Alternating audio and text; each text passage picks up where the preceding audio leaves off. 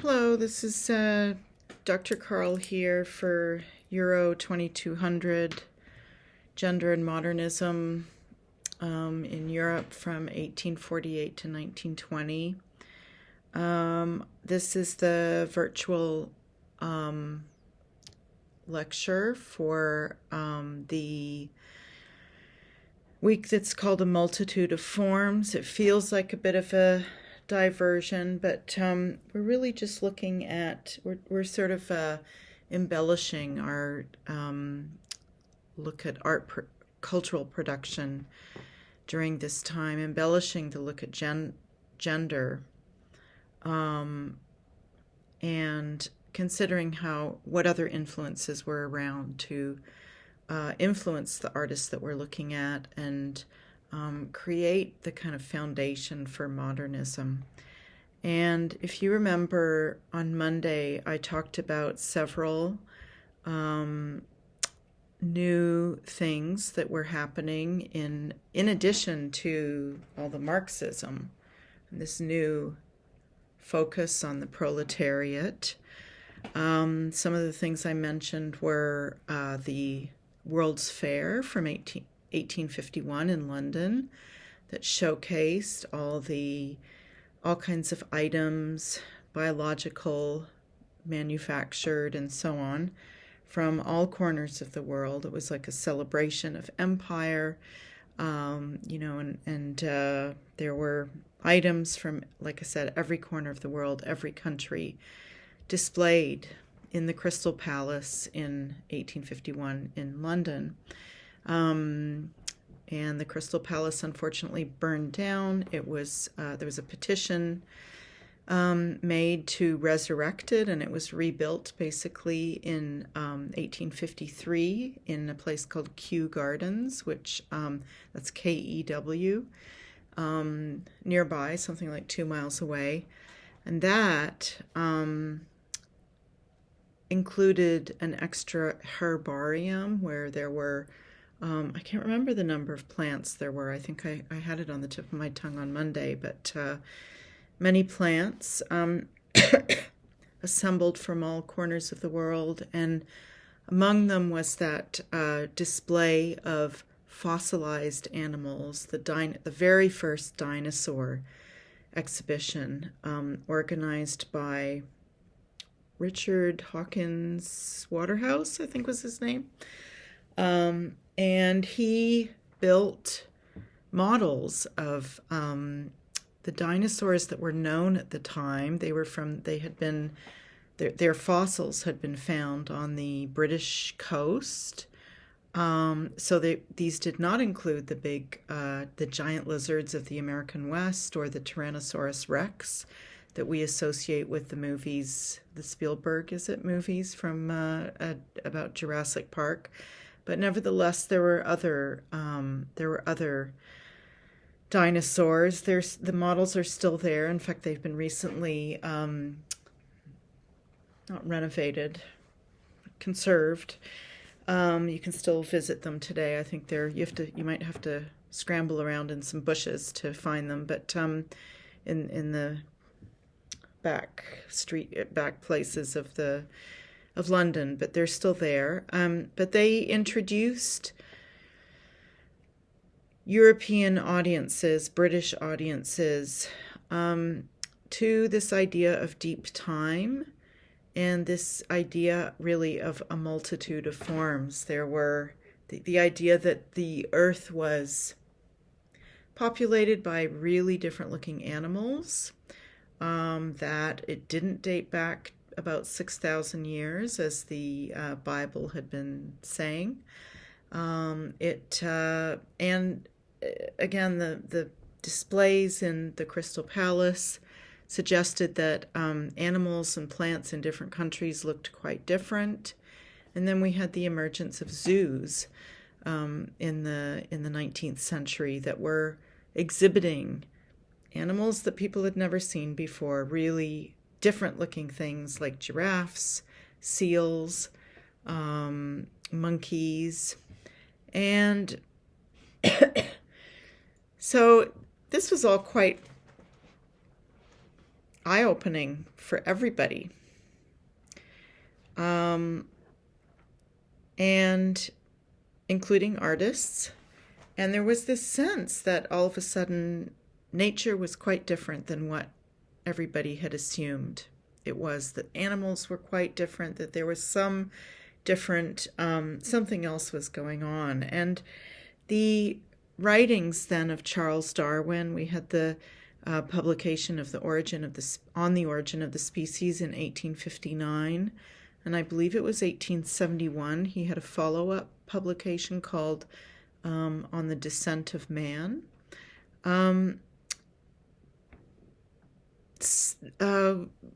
Brought it all together and had a grand unifying theory, basically arguing that everything in nature was not of God's creation, but rather that nature had its own mechanism, which was called natural selection. I think I gave you there's a sample of it on your reading list. I hope you don't read the whole thing, but just the first section on natural selection, what it is.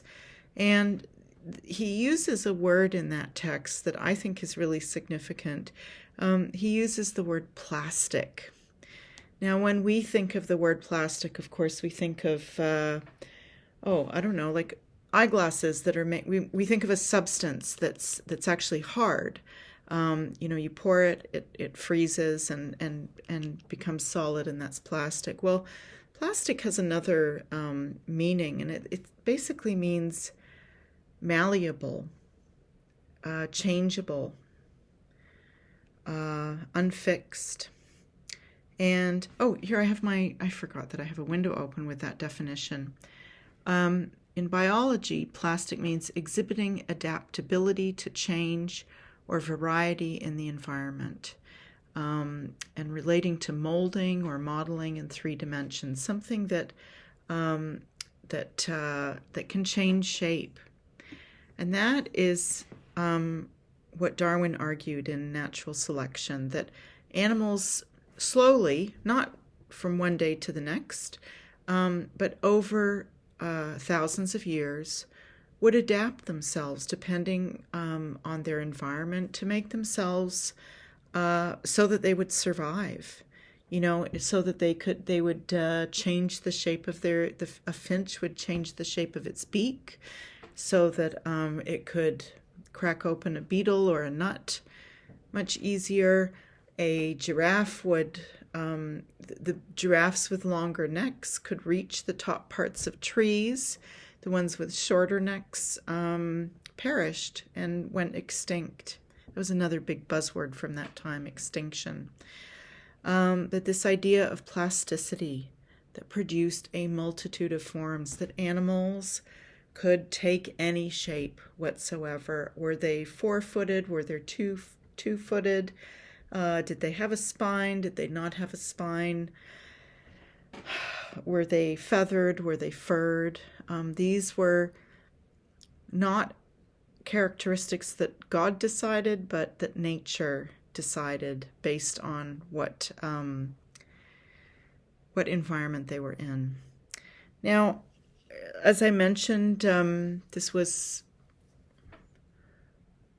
idea was not overwhelmingly well received. There were quite a lot of people. It was obviously quite a confrontation to the Church of England, Catholicism, and so on.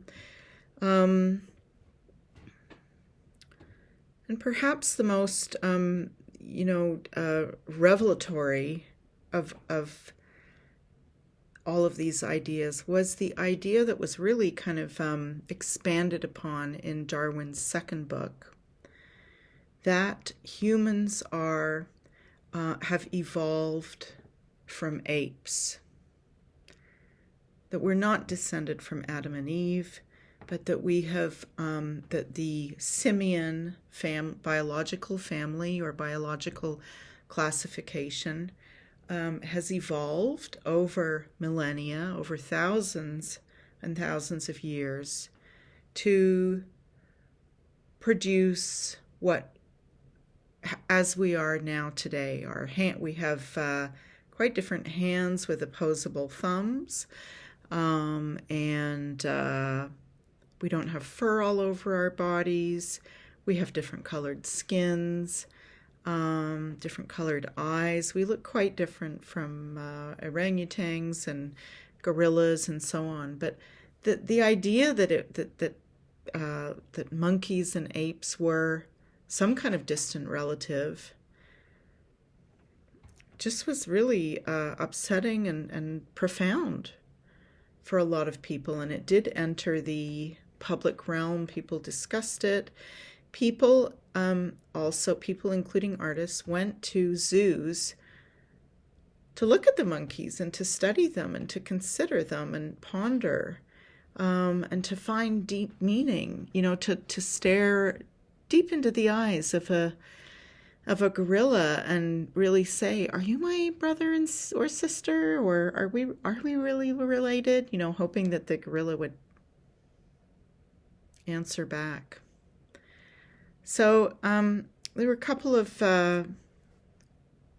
further thinkers that really formulated this phenomenon, and really the phenomenon was this idea, the notion of the animal in man's animal side, the idea that we had some kind of animalistic nature that was just wildly, like I said, terrifying, but also fascinating for many of the artists that we're looking at in this course.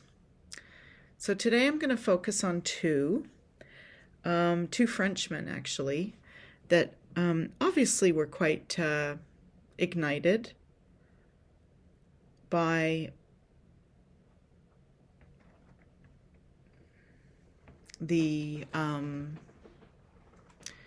by animals, by in particular by monkeys.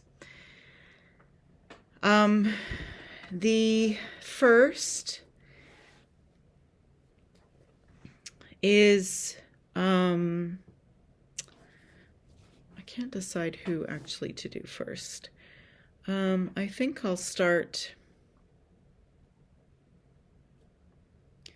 Well, maybe I'll start with Rodin. Auguste Rodin was becoming a well-known sculptor. He had had a number of public commissions. He started out struggling to make a career, and actually he had to work for a time in a porcelain factory to make ends meet. But he slowly had enough successful sculptures, primarily in bronze, that he was able to work independently as an artist. And he, in 1880, I think was the first time he got the idea of doing a sculpture called the Thinker. And in actual fact, when he first got the idea, this was part of another project he was working on. His kind of life work was something called The Gates of Hell. And it had all these little, it was a work that was never commissioned. And so it didn't actually find a home in the end. But it was a work that had a lot of smaller pieces. And in 1880, he made this little tiny carving of a man, quite a large man, naked, resting his head on his hand, which is kind of forming a fist, and looking down in just deep in thought. And his elbow is I think it's his right elbow is on his left knee, and he's seated on a little stool. So he's kind of twisted a little bit. And like I said, we don't get to, and going back to that, remember when I talked about Olympia, I used the word gaze, G-A-Z-E. his gaze is totally closed. He's not looking at us. He's not engaging us. It's almost as if his eyes are closed, but actually we can't see because he has such a heavy, big, emphasized brow along his forehead. He's got this heavy brow. He's deep in thought, and an enormous jaw. Anyway, Rodin, it's Rodin. Maybe you might pronounce it Rodin, but it's pronounced Rodin. Made this tiny little figurine, and I gathered that he had a lot of positive feedback and thought about it, and so he made a over life size, a larger than life size version in 1902, and thereafter there were something like 28 versions of the life-sized bronze that were cast and distributed around the world. I think a few of them are still in Paris. The main one is outside he's now so famous that he has his own museum called the Musée de Rodin. This sculpture, I don't know if I've put an image on your course link, or I'll bring one up on Friday. Like I said, it's this man deep in contemplation, and you can see that he's quite, he's got the title The Thinker, and I think a previous title was The Philosopher. So we're meant to think of this character or subject, as someone that's very intellectual, someone that's deep. And yet, as I've suggested, the characteristics of his body are really quite kind of contradict that. He's I would say a bit of a brute. He's super muscular. He's quite, his physique is very muscular. I mean, he's almost looks like an athlete, very nicely proportioned. But he's got these massive hands and massive legs and massive feet. You almost get the feeling that he's, were he not naked, that he's come straight off the farm. He's been working on the land the whole day. He's really quite, I think the word I would use is unrefined. He's not, if we look at, if we compare him to other thinkers in the history of art during that time, they've got smoother skin. They might have their hair tied back in a ponytail or cut shorter. They are certainly wearing really elegant clothes. And they're usually, actually, looking up, thinking about the universe, if they're being so philosophical, thinking about the cosmos, the celestial system. This guy is looking down at the earth, and there's no other really way to describe him, I think, than that of a brute. He looks like a brute. And in fact, you could almost compare him somehow to Courbet's Stonebreakers. And so he's got this kind of animalistic quality that really was new. And it reflects this new aspect that artists are thinking about in humans, this animalistic aspect, this rough around the edges kind of guy. That Rodin really showcases in his work. The other work that I wanted to mention by another Frenchman who was working at the same time, his name was Emmanuel Fremiet, Fremiet. He was also a sculptor that worked in bronze, so cast bronze. He was known for much more conventional works. I think he had done a sculpture of Joan of Arc. So an equestrian statue. He, I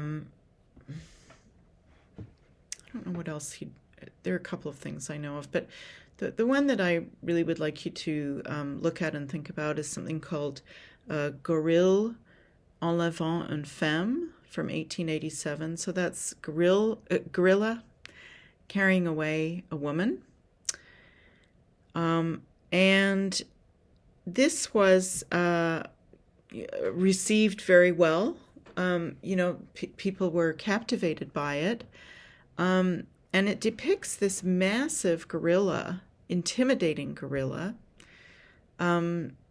this massive beast that's quite realistically depicted, lifting up a woman and carrying her away, abducting her. Now, there had certainly been depictions of monkeys, orangutans, chimpanzees, and so on in the visual arts before, like as sort of standalone subjects. Gorillas had been depicted before. I'm not sure that they had been. I don't know if there's a bronze of a gorilla before that. But they were, again, like very kind of delicate watercolor sketches. They didn't have the brutalism of this work. This is really quite terrifying. It also, I think he's taking a page out of another really famous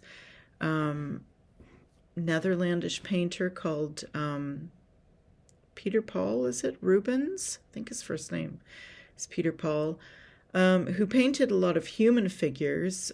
He painted classical figures. He got his stories from antiquity, from the Bible, but there were a lot of abductions. Big, huge, hefty men, like Zeus as a big, hefty god coming down and picking up and carting off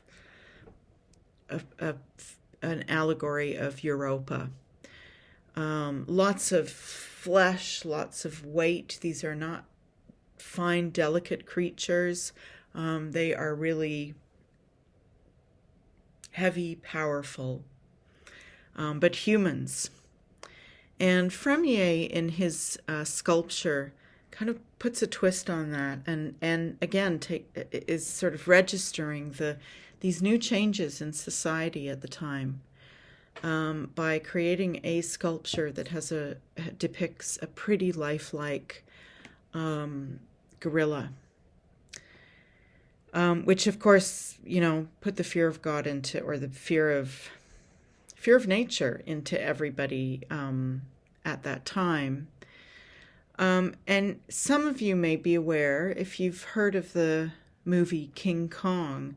King Kong is absolutely an adaptation of that work onto the silver screen. There were loads of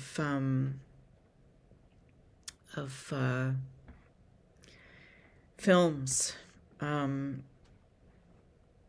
depicting now, where the protagonist, or rather the antagonist, is some kind of monkey that's the source of all evil, that's destroying all that we hold dear, our city, our community, creating havoc. It's always frequently the monkey. And so that really kind of dates back to Fremiet's artwork, which is really a masterpiece, I think. Those are the two works, I think, that the two works that we're looking at today that register the influence of these new animals on in the cultural production of the time. Now, moving forward in sort of classes later on in the course, we will see we'll see the paintings of somebody called Gabriel von Max. I think he's even on Monday. We'll look at some works by him. He was an artist who got so fanatical about monkeys that he had them kind of running around his studio all over the place and really painted them a lot. There are works by Gustav Klimt that incorporates a huge monkey, ape-like gorilla monster. And I think wait a second. And then we'll consider other kinds of monsters. I think we've already touched upon the Sphinx. We'll look at some more works by Gustave Moreau. And also at the end of the course, we'll be thinking in similar terms about Franz Kafka's famous story, The Metamorphosis. And The Metamorphosis is a story about a young man who wakes up and is transformed into a fly. Well, it's not clear. A fly, a beetle, a cockroach, some kind of insect. And because there were so many versions of the story, the descriptions keep changing. But the main thing is that this idea of the animal in man starts to take hold of artists, and either the subjects in their art become more animalized, their behavior becomes brutalized, their appearance changes, they get hairier, their beard starts growing all over their heads, so they become werewolves, and so on and so forth. Really, their appearance changes, their behavior changes, and this impacts the symbolist artwork that we're going to see now more sooner than everything else. On Friday, I'll dive into a story from, I think it's 1887, by a Scottish writer called Robert Louis Stevenson, called The Strange Case of Dr. Jekyll and Mr. Hyde. That also features a human transformation, a mysterious transformation into some kind of animalistic entity that allows him to explore the animal world and to mirror all the scary new things that the artist was observing, the artist and the general public were seeing around them. Okay, I think I'm going to wrap it up for today, and I will see you on Friday. Have a good evening.